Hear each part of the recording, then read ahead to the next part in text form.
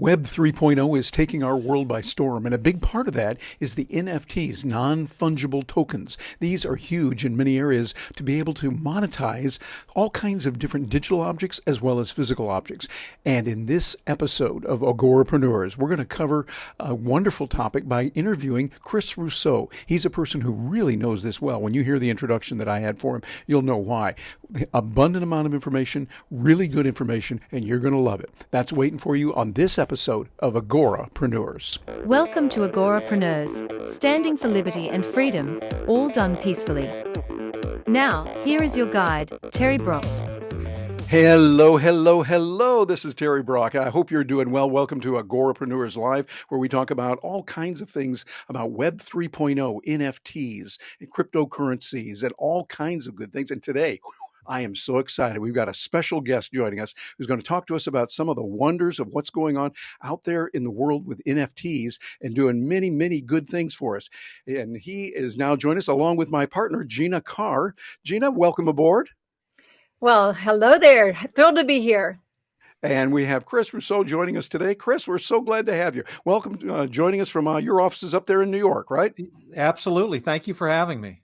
Well, we're excited the kind of things that you're doing and what you have done, because you've got a number of different things. I mean, your background and what you have done is fascinating. For those of you that don't know Chris Russo, he's the CEO of Fifth Generation Sports. It's a boutique advisory firm, if I can say that right, advisory firm focused on the intersection of sports, media, and technology. Now get this, he is a recognized industry leader and innovator, having achieved success in high-profile corporate roles at, listen to this, the NFL, NBC, and New Line Cinema.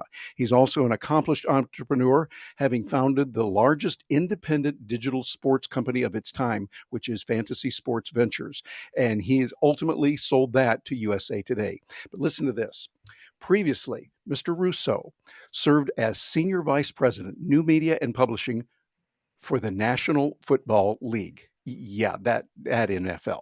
In that role, he had broad P&L responsibility for the digital media and publishing business units and oversaw all day-to-day operations, including, get this, content, advertising, sales, marketing, and business development. He completed digital media transactions with a few little companies, eBay, Yahoo, Sprint, CBS Sports, AOL, and Sirius, among others. He holds a BA from Northwestern University, and his MBA is from Harvard Business School. And so, Chris, we're glad to have you with us today.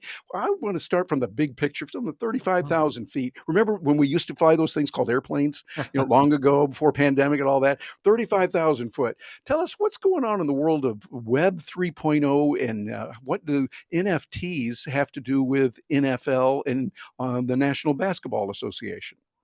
Well, what's exciting about the NFT and Web3 space is, like almost every other new technology, sports is having a big impact in the way these new technologies get adopted. If you think back to satellite television, in many respects, it was the NFL Sunday ticket package that got people excited about getting satellite TV because they got to watch all of the games for the first time.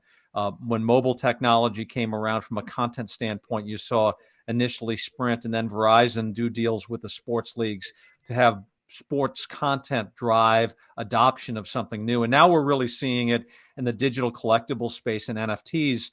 What I think really drove this sector was the Top Shot program, the NBA Top Shot program last year with Dapper Labs. Ultimately, there's over now 1 million people that have gotten involved in that. I think there's close to $1 billion of sales.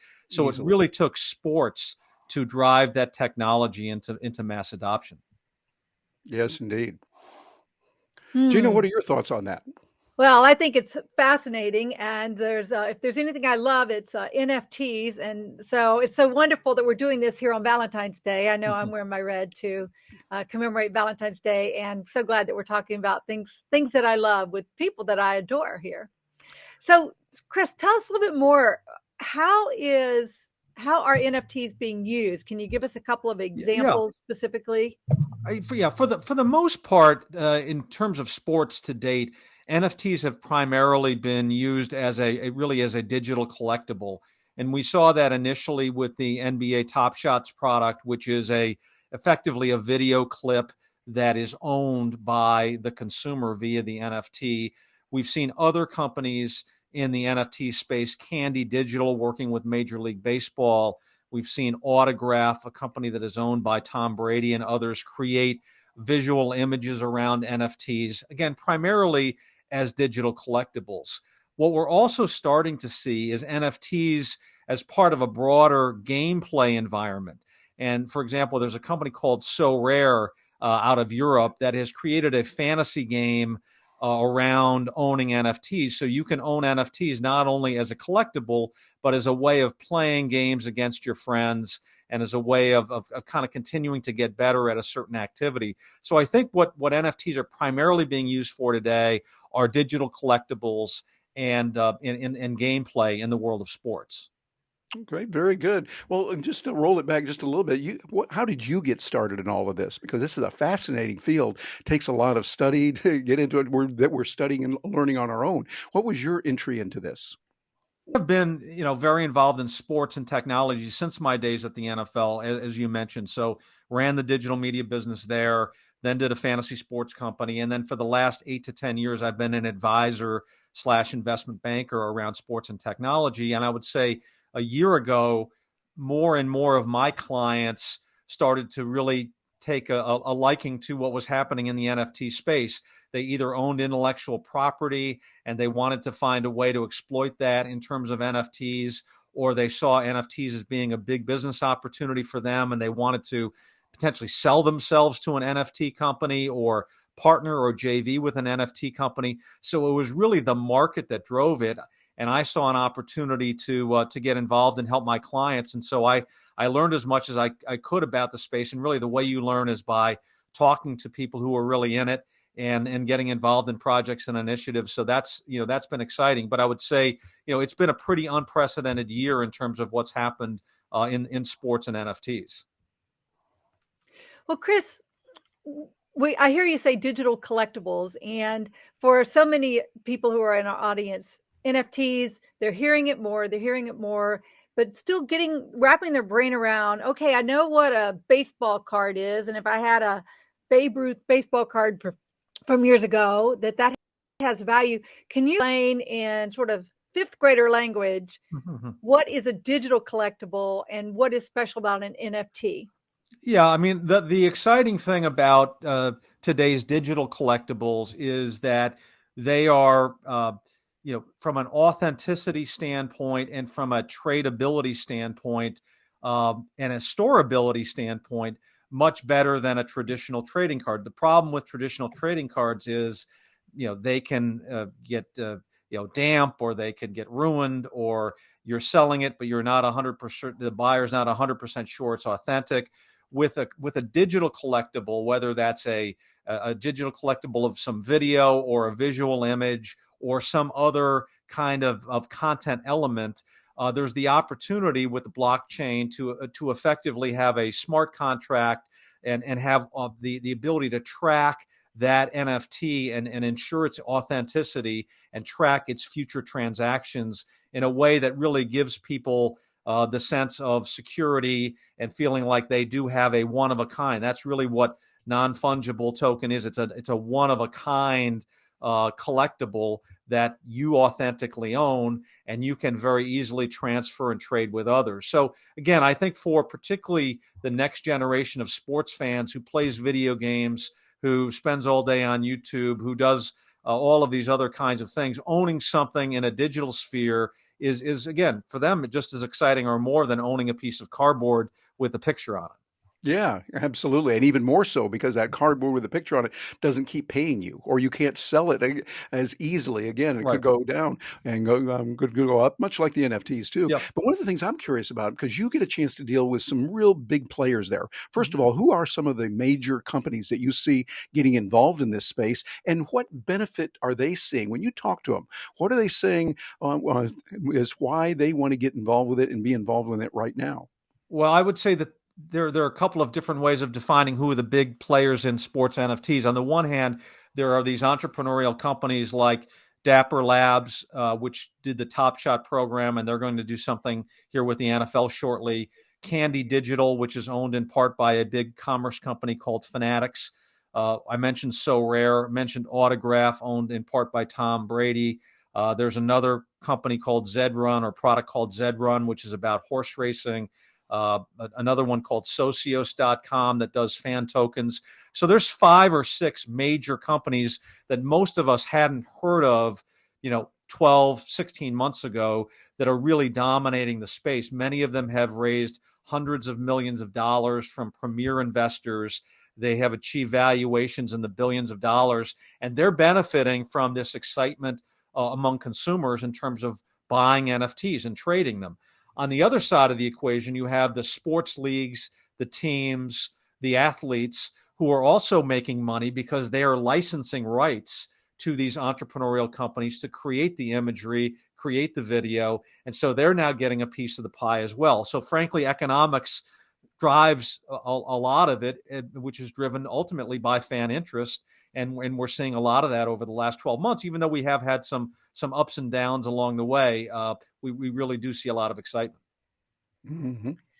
Well, Chris, one thing we haven't mentioned is that you and I attended Harvard Business School together, and we were classmates, not just classmates, but section mates. Yep. And certainly at Harvard Business School and in your subsequent roles in the financial field, people talk a lot about IPOs, initial public offering. And I've heard people compare NFTs for entrepreneurs to IPOs for companies. Can you just share your thoughts on that? Do you think that's a good analogy? And if so, how does that apply to entrepreneurs? There's probably some elements that intersect. I would say that an IPO is a way to raise capital that companies engage in because they want to, again, access the capital markets and have liquidity for the shares that they own. I would say maybe a better analogy would be, all of the cryptocurrency, the coin offerings, the token offerings, which are a little bit tangential to NFTs, but in the same sort of broad family. And those cryptocurrencies are, in a sense, they are fungible, meaning one Bitcoin is the same as another Bitcoin.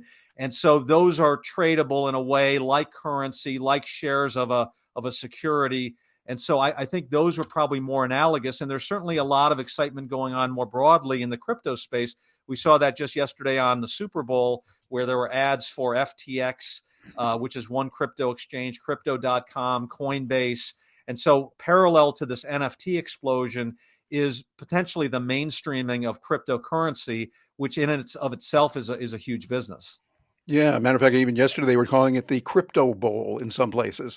And I think that's a sign that it's really getting strong. It's getting bigger and bigger all the time. Hey, we even see a country in the world, El Salvador, that is now accepting Bitcoin as legal tender.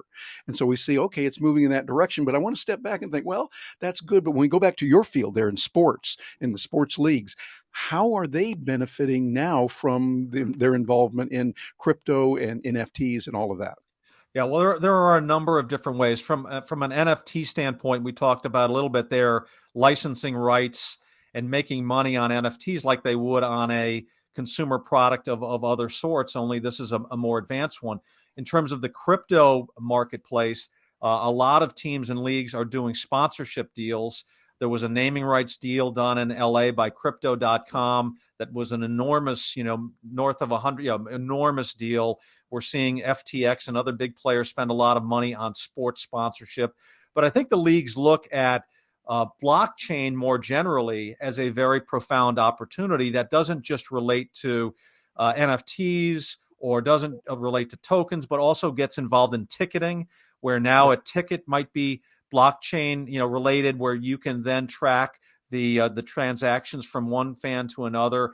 We're seeing some early developments of blockchain and how it relates to betting, and then the huge opportunity in sports betting that may further accelerate through the blockchain. So I think the leagues are looking at this holistically across collectibles, fan tokens, ticketing, betting, sponsorship, and seeing a lot of new revenue streams that weren't there, only a year ago.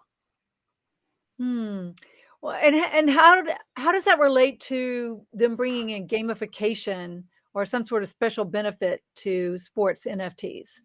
Yeah, that's a good question, Gene. I think, initially when Top Shot came out, that was a video clip. That's kind of nice. You can watch it. There were other NFTs that were put out, some by even individual players that were sort of visual images, and that's fine. But there's this notion that that may not be ultimately enough, that the consumer is going to want to be able to play with the NFT, play a fantasy game, play some kind of pick'em game, or the NFT may come with some other benefits, like you may get the NFT in a digital collectible, but then you also get some special experience. You get to go to the game early and meet your favorite player, or you get to go to some special party or event. So I think we're seeing the early days of NFTs where gamification is becoming increasingly important, and other benefits that might be added to the NFT could be pretty critical. Yeah, I think what you just did, Chris, you hit the nail on the head. It's giving more involvement. We get a chance. If I have, say, we're here in Central Florida, so of course we cheered for the Tampa Bay Buccaneers last year. They did a little bit better than this year, but we're hoping for next year. You always hope for next year, but still, I might get say a Bay or a Buck coin, a Buck NFT, or something like that. And for those who have, say, 10 Buck NFTs, they could get this benefit. But if you get 20 NFTs, you could have this. I think you hit the nail right on the head. It seems like there's a lot of opportunities open for that. And to me, it seems more exciting than ever before to be alive. Yeah, some of the companies are offering in Europe, especially, these things called fan tokens, which are like NFTs, but they are fungible, meaning there's a bunch of them that are the same. But what they do is, if you own them, you get to vote on, for example, what uniforms the team should wear, or other kinds of fun decisions like that the team might be making. And in effect, they're reaching out to the fan base and the ownership of this virtual a collectible to get that kind of input. So yeah, we are seeing more involvement and engagement, and I think that's really good for the teams and leagues. Yes, that's one of the things that we're thinking about for our entrepreneurial community. Clearly, they're not NFL teams, but we are working with a number of business owners that want to employ these means of NFTs, essentially as another form of compensation for what they're doing, for the content that they're creating, the community they're building, another way for people to pay, and they have more loyalty. And the fact that they have these shares, essentially, that they can buy and sell and trade even after they purchase them, so that they get access to the community leader, access to the community, ability to make those sorts of decisions that you just mentioned. Can you share a specific name of a group that is using that, or a team that's using that? I'd like to investigate that a little bit further. Yeah, well, look, in the United States, we basically have all of the major leagues. For example, the NBA is, we talked about Dapper Labs. The NFL is with Dapper Labs. Major League Baseball is with a company called Candy Digital. So they all, in some way, shape, or form, are getting involved in this space in the early days. I think the point that you brought up, though, Gina, of how do people really themselves get involved? There is the notion of, okay, I'm a fan of the NBA, so I can buy a Top Shot. That's great. But ultimately, I think there's going to be an opportunity, and a number of the major players in the tech space are talking about this, for the average person to be able to create their own NFTs, or an influencer, or the longer tail of what we're seeing in NFTs start becoming relevant, so that you may be at a golf course with your friend and your buddy gets a hole in one, and yeah, it'd be nice to put that on your Instagram or Facebook, which is great, but you could also make an NFT of that, and then allow some of your fans or friends to claim them, or you're probably not going to sell them, but certainly if you think about the influencer world on Instagram or some of social media, those influencers may be able to sell NFTs to a longer tail audience. Yeah, absolutely. Well, Chris, as we let you go, I want to have you reach down under your desk there and get that crystal ball of yours out, rub it really, really well. And we're going to ask you for a prediction of where we're going in this industry long term. I'm talking 12 months from now, because that would be long term in this industry. Or so where are we headed with this whole thing? Where are we going to be, you think, in about a year or so? I really believe that we will see, again, the leagues that have not gotten fully involved yet get fully immersed. I see a complete acceleration. This year, we might have had 3 or 4 crypto companies advertising in the Super Bowl. I think that could be 3 or 4x times that next year. I think the growth is just going to continue. I think we are going to see, as I mentioned earlier, the sort of not just the huge $66 million NFTs get sold, but we're going to see a lot more long tail product out there. And I think it's going to be part of everyday vocabulary, not just something that people are saying, what the heck's an NFT? I think we're going to see it mainstream in a year. Yeah, I think so. Well, we've been having people join us here on this live. We're using Restream now. Restream's a wonderful technology, gives us the ability to go out to up to 30 different platforms at the same time. And not only at the same time, but also simultaneously.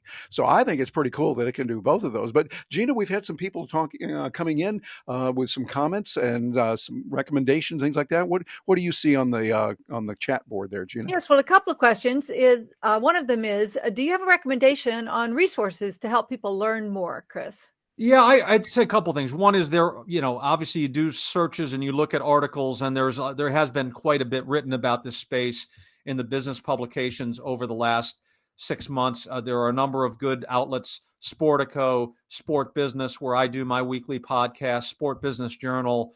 There are a number of good sports business publications that are covering this closely. There also are a lot of webinars that largely have been free, frankly, that have been put on by different organizations in the sports space. Hashtag Sports is one. There's another accelerator group out of Europe that does them as well. So I think sometimes participating in some of these seminars or listening through where they have panelists, that is also very helpful.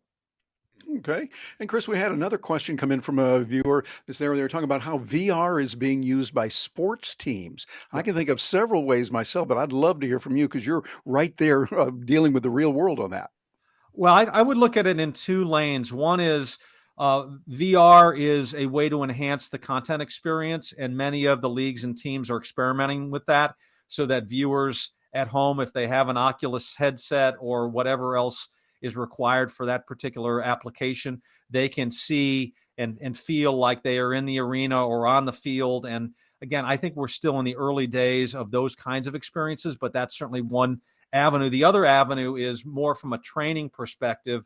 There are a number of teams that use VR as a training vehicle that let players get extra repetitions, let them get exposed to certain situations that they might see in a game. And that training component is also part of the mix that certain teams use as well. Well, Chris, I got to say, you're almost a magician right now, knowing that, because, hey, right over here, today, the first day that I started using my new Oculus 2 that I got here, that came from Santa Claus a la Gina Carr, who got me this, and it's just absolutely wonderful. And today, the first day I was able to work with it, called up a buddy, worked with him, Scott Cooksey. Hi, Scott, if you're watching this, was saying thank you and appreciate it. Helped me get onto it and start fiddling around with it. And I started watching some of those things. Gina's going to watch this tonight. I wanted her to see it. I was watching the YouTube video, the interview with Barack Obama and Michelle Obama at the White House as they were leaving. It was stunning. And I mean, I'm a jaded journalist. You know, in journalism school, we're taught, hang around going, yeah, right. Sure. But I'm looking at this going, oh my goodness, this is amazing stuff. So I could see a lot of possibilities. And for sports and for training, this seems like incredible. Is it being used a lot right now? I would say again, on two parts of it. I think there was a hope on the content enhancement that it would happen faster, but the barrier of everybody having to get a Oculus headset or another headset has taken some time. So I think it's probably not used to the degree that people had hoped, but I think now there is increasing momentum for it. And on the training side, I think it's probably some teams do and some teams don't, but just again, a lot of potential there in the future. Yeah, exactly. Well, before we let you go, any final comments, any things we didn't cover that you think, I would really like to cover that, or that people need to know they're looking? And also, we're not going to let you get out of here without telling us how people can tune into that podcast of yours and get in touch with you if they want to say hello to you. Absolutely. Well, again, I would say we covered many of the major topics, but I would say if we got together again in 6 months or a year, they could be, I wouldn't say completely different, but we could be talking about, again, it's been amazing for me being in the sports industry now for 20 years. About 3 years ago, we saw the advent of sports betting, which has just been transformational. Mm-hmm. And then a year ago, we saw the advent of Web3, crypto, NFTs. So within a couple of years, we've had two developments that are really creating such excitement around engagement and new revenues. And I think it's great for everybody who's involved in the ecosystem. So for those of you who are interested, I do a weekly podcast at sportbusiness.com. You can check it out there. We focus on finance and transactions around sports. And then you can reach me, obviously, via email at crusso@fifthgenerationsports.com or through the team here. But again, really appreciate being part of the podcast and look forward to keeping up with you guys. Yeah, we look forward to it too. Well, Gina, any final comments, any words you have? Yes, I'd just like to say that as a matter of wrapping up here, your podcast is fantastic in and of itself, the content that you share, but I really love the format. And for those of you in our community who are watching, who have your own podcast, you're wondering about your podcast format, they do the interview and then they come back and they talk about the latest news. So they kind of get two really great areas of content right there in the same podcast. And I just think that that's brilliant. You and your co-host have really good chemistry. So kudos to you for that. Thank you very much. We love getting on interesting guests. We sometimes have to scramble to make that happen every week, but we've been able to do it.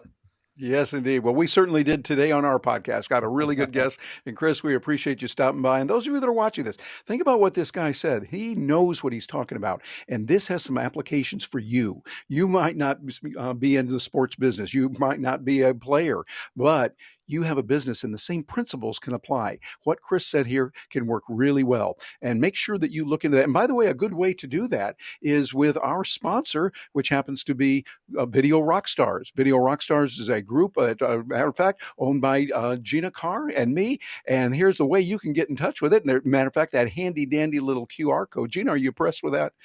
I am. Yeah, there we go. And you can go over to videorockstars.com and find out more about what we've got and a way for you to start learning about the Web 3.0 video, how it works, crypto, and all kinds of things like that. So we'll be covering those all the way through, and we'll look forward to hearing from you.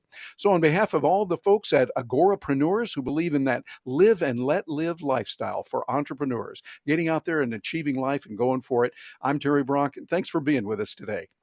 Hey, don't stop now. We've got a lot more videos out there for you about freedom and liberty, living the life of an entrepreneur who believes in live and let live. Matter of fact, here's a way you can make a positive difference in the world.